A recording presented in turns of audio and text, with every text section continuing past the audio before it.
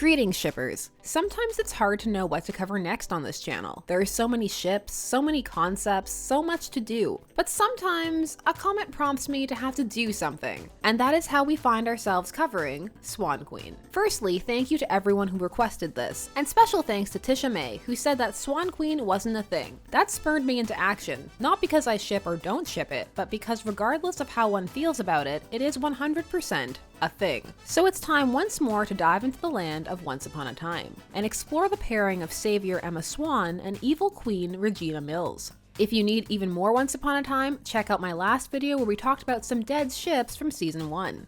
For those who haven't checked that out, some basics on Once Upon a Time. Once Upon a Time has been on for many years now, and has had many people abandon the show over time for a variety of reasons, chief among them being dissatisfaction with the writing and direction. But regardless of whether one used to watch or if you are still an avid viewer, from the beginning there has always been Swan Queen. This ship has stages as the characters change and progress over the seasons, so depending upon which season you're in, you're looking at an entirely different iteration of the ship. So let's start off by hopping back to season 1, where pairings abounded, and let's try to locate the beginning.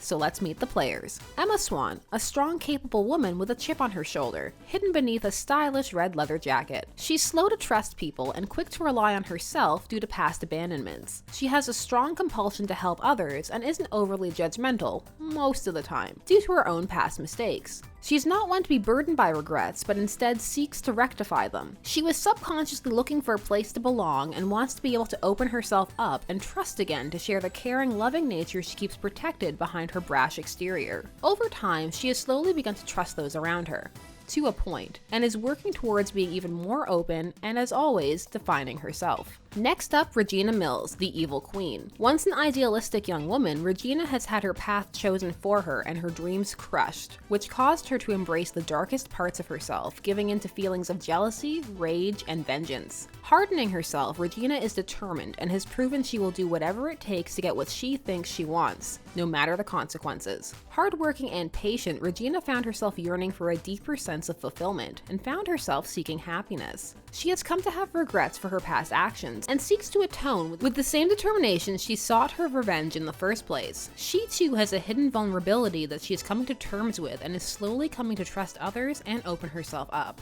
These two meet in conflict, instantly set up as the show's antagonists, as Emma must save the town from Regina's curse while also finding a way to co-parent their son. That's right, this pairing has co-parenting, as Regina adopted Henry, the biological child of Emma. Get your soap opera snacks ready, cause you're gonna need them. While the two started off on opposite sides, many felt that the characters actually had a lot in common, and more than that, had a lot of chemistry in their scenes together. Many viewers read what was supposed to be antagonism as barely suppressed sexual tension, aided by the fact that from the start, many viewers found Regina's character to be very sympathetic and nuanced, preferring her over Snow or Prince Charming, and in fact, rooting for her. Many viewers believed that if Emma knew the whole story, she would sympathize with the Queen given their similarly flawed pasts, despite the fact that Regina was responsible for a lot of Emma's troubles. There was also the fact that due to the show's nature, characters were constantly interacting, alliances being forged, unforged, and everything always changing. Emma even saves Regina at one point. As a result, the two never came across like they really hated each other, and seemed to even get along on occasion, with much of their banter being read as flirting. And so, the fics were off,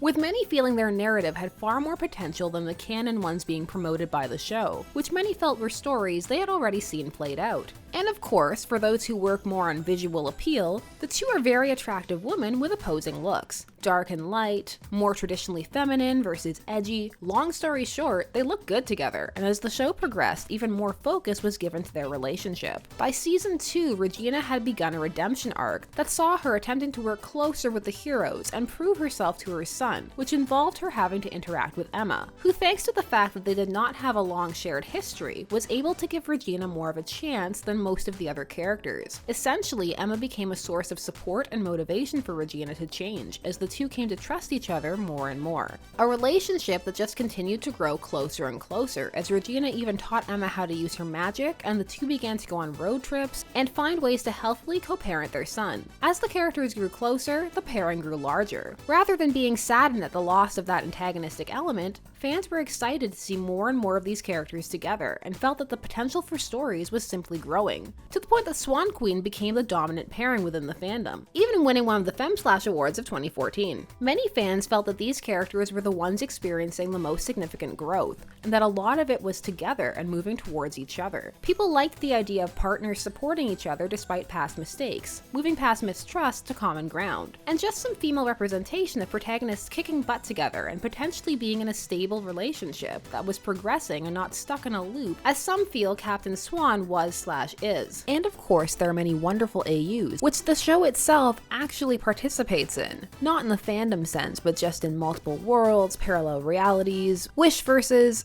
everything. So there is plenty there for fans to play with. And of course, for those who actually miss the darkness, there's so many dark ships out there, there's just a lot to explore. The framework already has so much going on that it really allows room for things to get very creative without feeling like they're going too far outside of the box. One of the nice things about Once and the actors therein is that the attitude towards fandom and shipping is very open and friendly, with for the most part the most negative emotion sometimes being confusion. Lana Parrilla, the actress who plays Regina, is well aware of this pairing and has nothing but nice things to say about fan interpretation. While she feels it is not the story being told, she is thrilled that fans are extrapolating so many different interpretations. And while she does not have any Swan Queen fan art, she does actually own a fair bit of fan art, which is pretty neat. And yet, there is a perception that Swan Queen is not happening, or that it is not as big as it actually is. So let's take a look at two different questions. Why would one not ship it, and why wouldn't one be aware of it? So let's take a look at these two viewpoints and how they can sometimes take issue with each other. Let's start with why not ship this pairing. Well, while some felt that the characters' season 1 interactions were full of passionate glances and UST, others were more drawn to the conventional love interests, or were more sold on the antagonist plot and simply didn't see it. Some of this came as a result of seeing how Regina was directly responsible for a lot of the unhappiness in Emma's life. For example, being raised in the foster system, or having a secret destiny forced upon her with no choice of her own. Oh, also trying to convince their son that he was mentally unstable.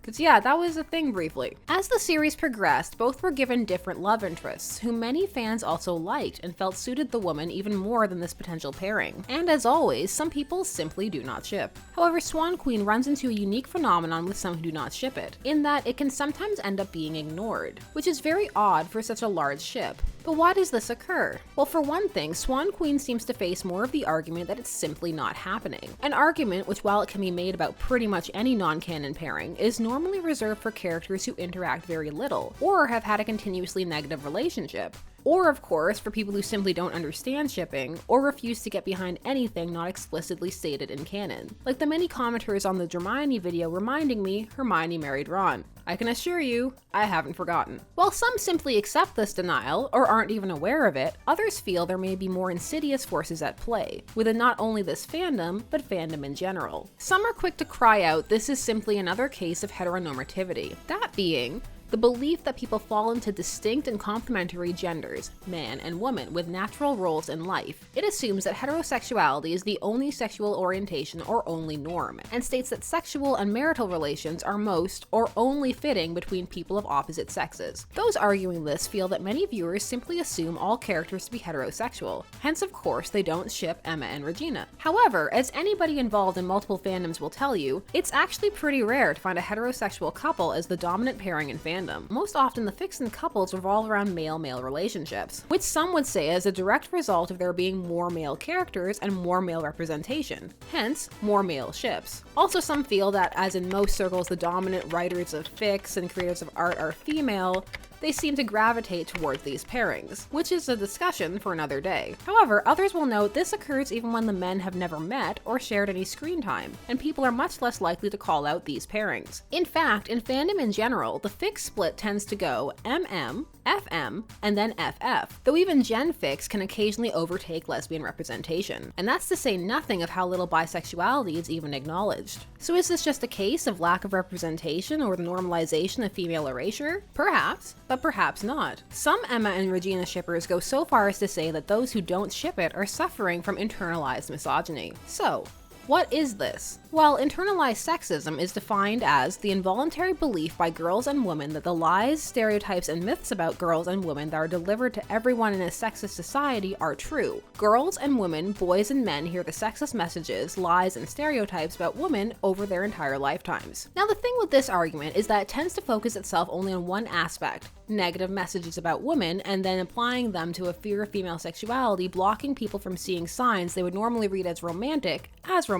especially in the case of two female protagonists, hence denying the two women agency. As seen by the above definition, it also tends to only focus on women, despite the term officially being called sexism, which can apply to any sex. Hence, it can sometimes ignore the fact that all genders have ingrained belief systems floating around to be absorbed. But of course, some would argue that in this case, that is not what is being discussed. However, this can be something that exists in life for anyone about anything. We all absorb certain lessons and ideas from our environments, cultures, societies, parental figures, forms of entertainment, educations, just everywhere. Because of this, it seems that it can be a bit of a blanket statement when it comes to this pairing, and in fact pairings in general, and why someone wouldn't ship them. In some cases, it is even used to invalidate people's opinions, because ultimately it is an argument that is so large it can have no successful counter-argument. For example, if you tell someone you prefer Captain Swan over Swan Queen, and they immediately tell you that's internalized misogyny, how can the conversation develop? Anything the Captain Swan shipper follows with is instantly quashed by the other person's belief that they have a secretly absorbed bias that they have never been aware of. Regardless of any points they make or how valid their opinion may be, the other person has simply stopped listening. It can be a powerful tactic to dismiss people who do not agree with one's opinion, either consciously or subconsciously. And it can unfortunately often be used to belittle, as it is often paired with the citing of a lack of education. This can occur wherever the argument is applied. For some, perhaps, this argument may make them re-examine themselves. But for most, the reasons why they ship or do not ship things simply are not that deep,